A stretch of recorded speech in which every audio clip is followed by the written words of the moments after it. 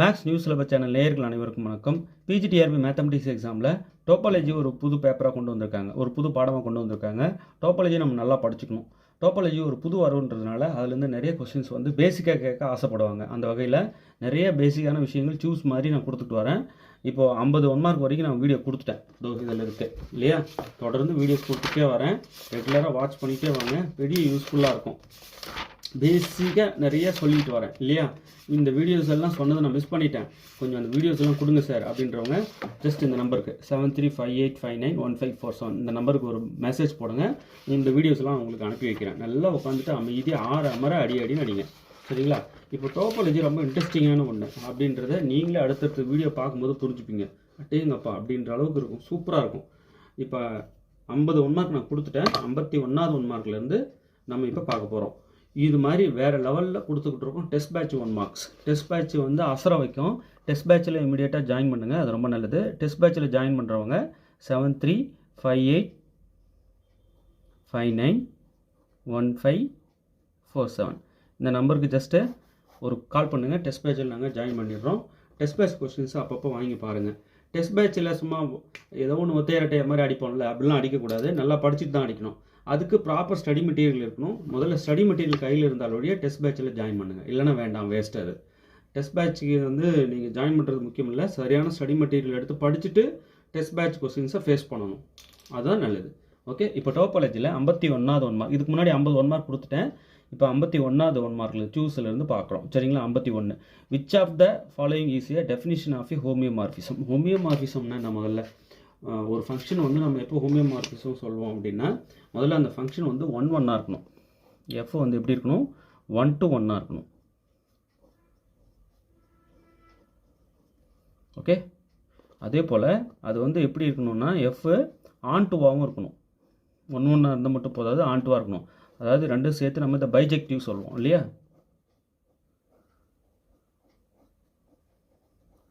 அப்போது எஃப் வந்து பைஜெக்டிவாக இருக்கணும்னு சுருக்கமாக சொல்லுவோம்.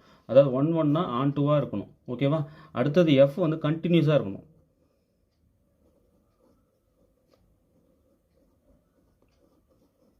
எஃப் வந்து கண்டினியூஸாக இருக்கணும். அதே போல் எஃப் இன்வர்ஸ் இருக்கு பாருங்கள், இந்த எஃபோட எஃப் இன்வர்ஸ் அதுவும் கண்டினியூஸாக இருக்கணும்.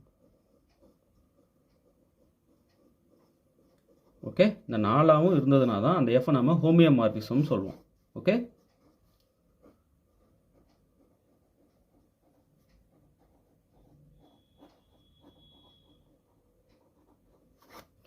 ஒரு ஃபங்க்ஷன் கொடுத்தா 1 செக் பண்ண தெரியணும், ஆன் டு 1 செக் பண்ண தெரியணும், கண்டினியூஸானு வந்து நம்மளால் செக் பண்ண தெரியணும், அதோட இன்வர்ஸ் கண்டுபிடிக்க தெரியணும், அந்த இன்வர்ஸும் கண்டினியூஸானு நம்ம செக் பண்ண தெரியணும். ஓகே, இதெல்லாம் தெளிவாக இந்த 4ஆவும் இருக்குது சார் ஒரு எஃப்னா ஹோமியோமார்ஃபிசம் சொல்லிடலாம். ஓகேவா? இப்போ இந்த 4 ஆன்சரில் இது மோஸ்ட் சூட்டபிள் பார்க்கலாம். Which of the following is a definition of a homeomorphism. ஹோமியோமார்ஃபிசமோட டெஃபினிஷன் கேட்குறாங்க. A continuous function with a continuous inverse. ஒரு கண்டினியூஸ் ஃபங்க்ஷனு கண்டினியூஸ் இன்வர்ஸும் இருக்குது அப்படின்றது டெஃபினிஷனாக. A 1 and on two.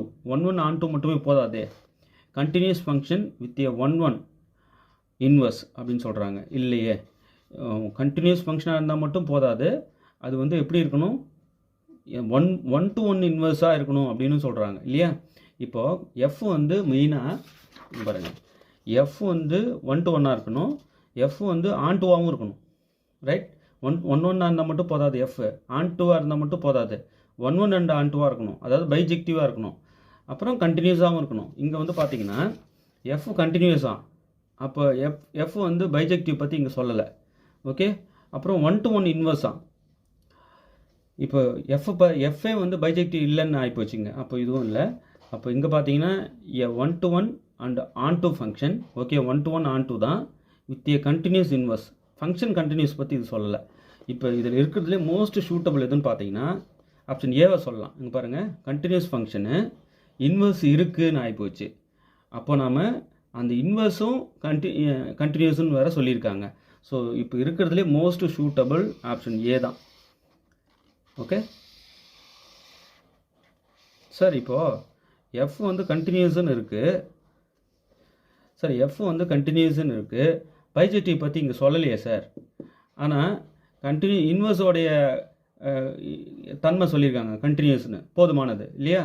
So a continuous function with a continuous inverse அதுதான் இருக்கிறதுலே இப்போ மோஸ்ட் சூட்டபிள்.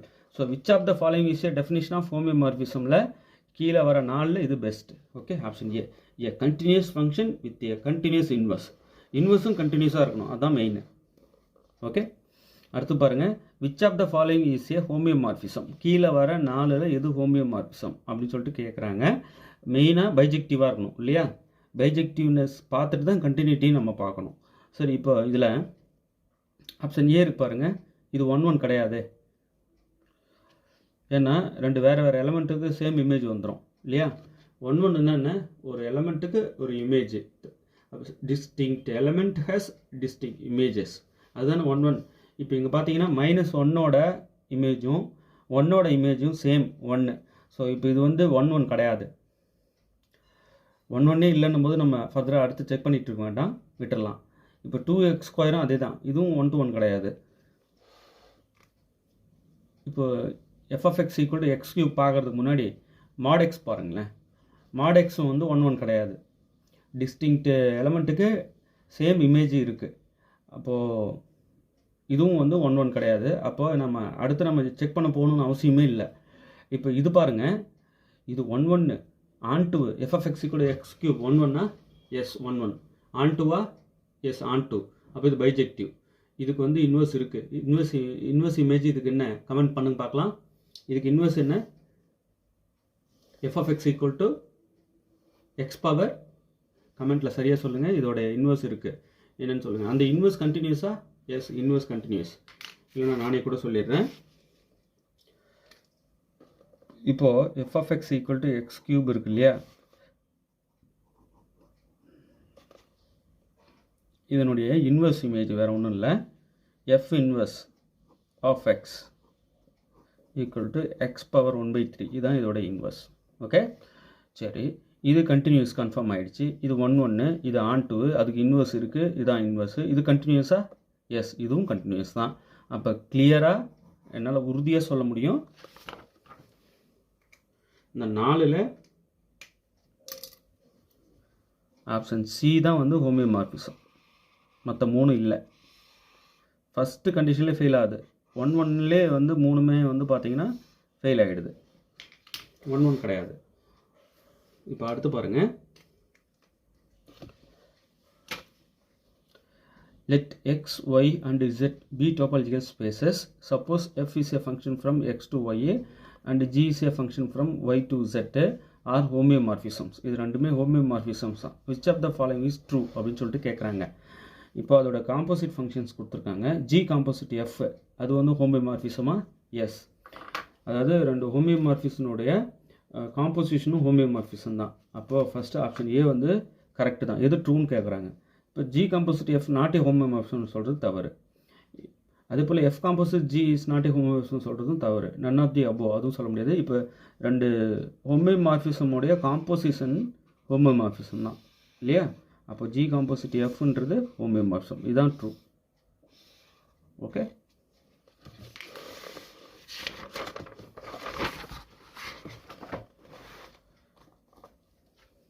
இப்போ அடுத்து பாருங்கள், let x and y be topological spaces. Suppose f is x to y. இந்த xங்கிற topological spaceலேருந்து yங்கிற topological spaceக்கு டிஃபைன் பண்ண அந்த ஃபங்க்ஷன் தான் f is a homeomorphism. அது வந்து ஒரு ஹோமியோமார்பிசமாக. Then which of the following is true. கீழே வர 4 எது ட்ரூ அப்படின்னு சொல்லிட்டு கேட்குறாங்க. இப்போது f inverse is homeomorphism, f inverse is not a homomorphism, f inverse is continuous but not a homomorphism, f inverse is not continuous. பாருங்கள், f வந்து ஹோமியோமார்பிசம்னா f inverse கண்டினியூஸாக இருக்கணும் இல்லையா, எஃப்பும் கண்டினியூஸாக இருக்கணும். இங்கே பாருங்கள், f இன்வர்ஸ் வந்து நாட் கண்டினியூஸ்னு சொன்னது தவறு இல்லையா. ஏன்னா f ஹோமியோமார்பிசம்னா f இன்வர்ஸ் கண்டினியூஸாக இருக்கணுமே, இது தவறு. இதுமாதிரி சொல்லியிருக்கக்கூடாது. f இன்வர்ஸ் கண்டினியூஸ்ன்றது தான் கரெக்டு. எது ட்ரூன்னு கேட்குறாங்க. அப்போ இது தவறு. f inverse is continuous but not a homeomorphism. f inverse continuous தான், அதோட இன்வர்ஸ் வந்து ஹோமியோமார்பிசம் இருக்கணும்னு அவசியம் இல்லைன்னு சொல்கிறாங்க.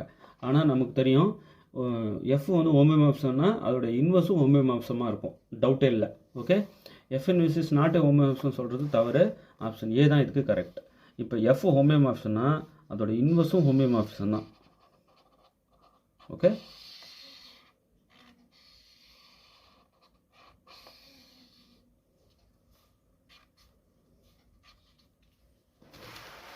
இப்போ அடுத்து பாருங்கள்,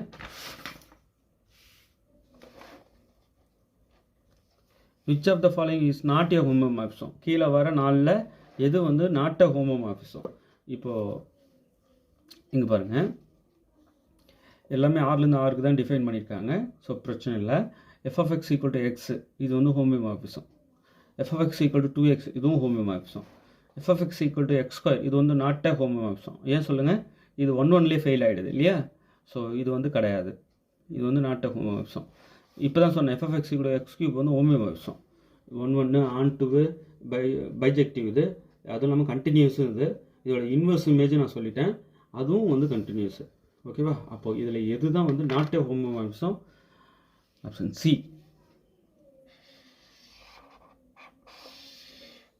ஓகே, இதுதான் வந்து நாட் எ ஹோமோமார்பிசம். இப்போ அடுத்தது பாருங்கள், which of the following is true? Every homomorphism is a continuous function. Okay, ஆமாம். Every continuous function is homomorphism இல்லையே. எந்த ஒரு கண்டினியூஸ் ஃபங்க்ஷனும் ஹோமோமார்பிசமாக இருக்கணும்னு அவசியம் இல்லை. ஓகே. Every 1-to-1 function is homomorphism இல்லை, 1-to-1 இருந்தால் மட்டும் போதாது. Every onto function is homomorphism. எந்த ஆன்-டு ஃபங்க்ஷனும், எல்லா ஆன்-டு ஃபங்க்ஷனும் வந்து ஹோமோமார்பிசம் இருக்கணும்னு அவசியம் இல்லை. ஓகே. இப்போது ஆன்-டு ஃபங்க்ஷனாக வந்து ஹோமோமார்பிசம் இல்லை அப்படின்றதுக்கு எக்ஸாம்பிள் சொல்லுங்கள் பார்க்கலாம். 1-to-1 இருக்குது ஆனால் ஹோமோமார்பிசம் இல்லை, அதுக்கு ஒரு எக்ஸாம்பிள் சொல்லுங்கள் பார்க்கலாம். அடுத்தது, எந்த ஒரு கண்டினியூஸ் ஃபங்க்ஷனும் ஹோமோமார்பிசம் சொல்கிறதும் தவறு. எஸ், இப்போ ஒரு கண்டினியூஸ் ஃபங்க்ஷன் நீங்கள் சொல்லுங்கள், அது ஹோமோமார்பிசமாக இருக்கக்கூடாது. இப்போ இது மூணுத்துக்கும் எக்ஸாம்பிள் வந்து எனக்கு கமெண்ட் பண்ணுங்க பார்க்கலாம், எத்தனை பேர் சரியாக பண்ணுறீங்கன்னு. ஆனால் ஒரு விஷயம் சொல்கிறேன் பாருங்கள், ஆப்ஷன் ஏ, எந்த ஒரு ஹோமியோமார்பிசமும் கண்டிப்பாக கண்டினியூஸாக இருக்கும், டவுட்டே இல்லை. ஒரு ஹோமியோமார்பிசம் கொடுத்தீங்கன்னா அது கண்டிப்பாக கண்டினியூஸாக இருக்கணும். Okay, option A, every homeomorphism is a continuous function. Sir கண்டினியூஸாக இருக்குது சார், ஆனால் ஹோமியோமார்பிசம் இல்லை அப்படின்ற மாதிரி ஒரு எக்ஸாம்பிள் தர முடியுமா? தர முடியுமே. கண்டினியூஸ் தான் ஆனால் ஹோமோமார்பிசம் இல்லை சொல்லட்டுமா? இங்கேயே இருக்கு பாருங்களேன். பாருங்க, f is a function from R to R, f(x) = mod x. இது கண்டினியூஸ் கர்வ், டவுட்டே இல்லை. ஆனால் இது ஹோமோமார்பிசம் கிடையாது இல்லையா?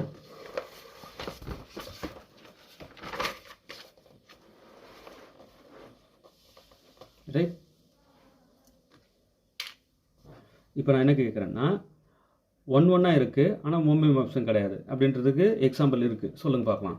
சார் ஆன்-டு தான் ஆனால் ஹோமோமார்பிசம் கிடையாது அப்படின்றதுக்கு எக்ஸாம்பிள் இருக்குது, சொல்லுங்கள் பார்க்கலாம். ஓகே, எத்தனை பேர் சரியாக சொல்கிறீங்கன்னு பார்க்கலாம். இப்போது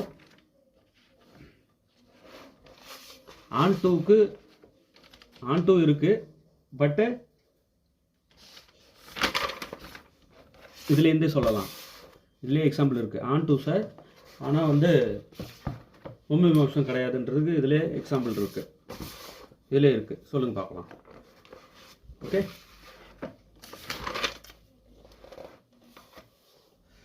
சார் 1-1 தான் ஆனால் ஹோமோமார்பிசம் கிடையாது அப்படின்றதுக்கும் எக்ஸாம்பிள் இருக்குது, கமெண்ட்டில் சொல்லுங்கள் பார்க்கலாம். சரியான ஆன்சரை இந்த நம்பருக்கு வாட்ஸ்அப் பண்ணுங்கள், 7358591547. இந்த நம்பருக்கு ஜஸ்ட்டு வாட்ஸ்அப்பில் சொல்லுங்கள். ஓகே, இல்லை கமெண்ட்லேயே கூட சொல்லுங்கள், ஒன்றும் பிரச்சனை இல்லை. நான் என்ன கேட்டிருக்கேன்னா, கண்டினியூஸாக இருக்குது ஆனால் ஹோமோமார்பிசம் கிடையாதுன்றதுக்கு நான் எக்ஸாம்பிள் கொடுத்துட்டேன். அப்போ எந்த ஒரு கண்டினியூஸ் ஃபங்க்ஷனும் ஹோமோமார்பிசம் சொல்கிறது தவறு. அதே போல் எந்த ஒரு 1-1 ஃபங்க்ஷனும் ஹோமோமார்பிசம் சொல்கிறதும் தவறு. 1-1 இருந்துட்டு ஹோமோமார்பிசம் இல்லாமலும் இருக்கலாமே, எக்ஸாம்பிள் இருக்கு. அதே போல் ஆன்-டுவாக இருக்குது ஆனால் ஹோமோமார்பிசம் கிடையாது அப்படின்றதுக்கு எக்ஸாம்பிள் இருக்குது. இப்போ நான் சொன்னதுலேயே இருக்குது, சரியாக சொல்கிறீங்களா பார்க்கலாம் யாரு. ஓகே, இப்போ அடுத்தது பாருங்கள், which of the following is a homomorphism which maps closed interval -1, 1 onto closed interval 11, 2011. இங்கே பாருங்கள், இந்த ரெண்டு க்ளோஸ்டு இன்டர்வலுக்கு இடையில் ஒரு ஹோமியோமார்பிசம் இருக்குது. அந்த ஹோமியோமார்பிசம் எது அப்படின்னு சொல்லிட்டு கேட்குறாங்க கீழே வர 4ல்.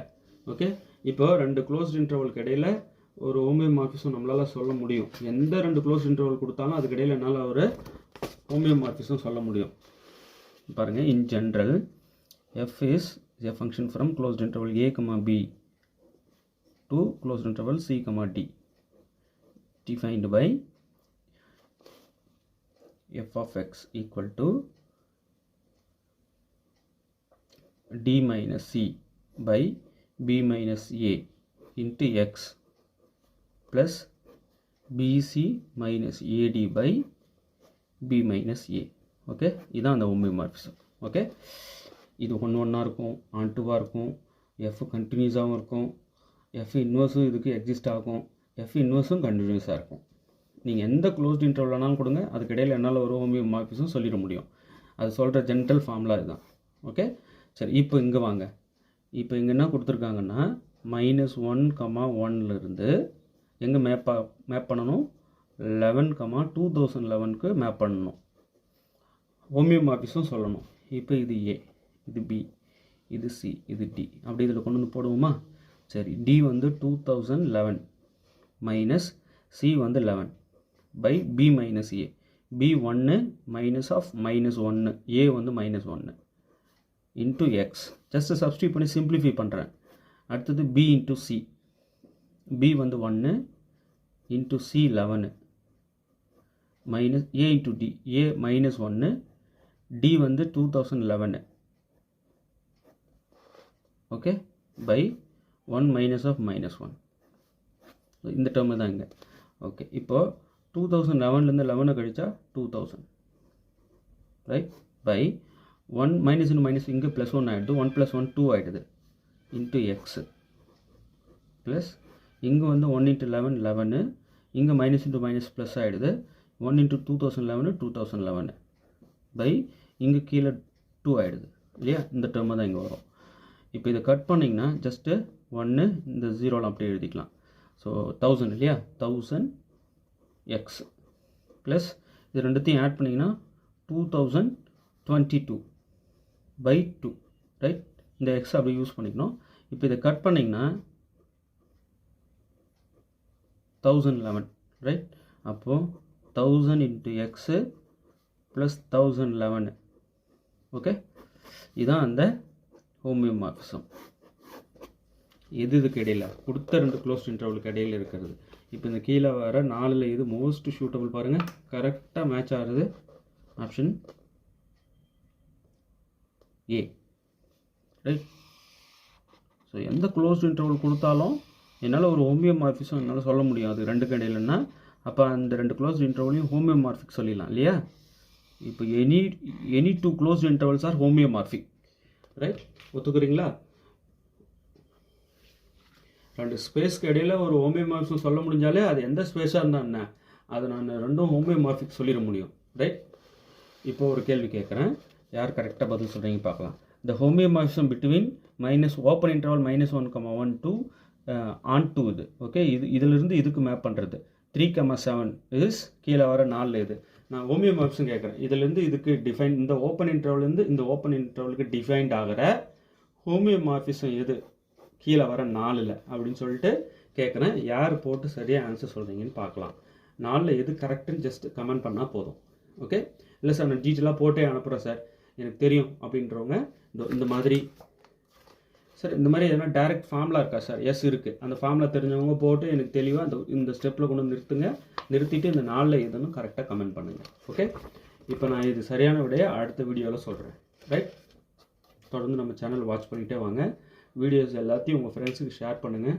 வீடியோ எப்படி இருக்குன்ட்டு கமெண்ட் பண்ணுங்கள். உங்கள் பேர் ஆதரவு கொடுத்துக்கிட்டே வாங்க. இமீடியட்டாக டெஸ்ட் பேட்சில் ஜாயின் பண்ணுங்கள்.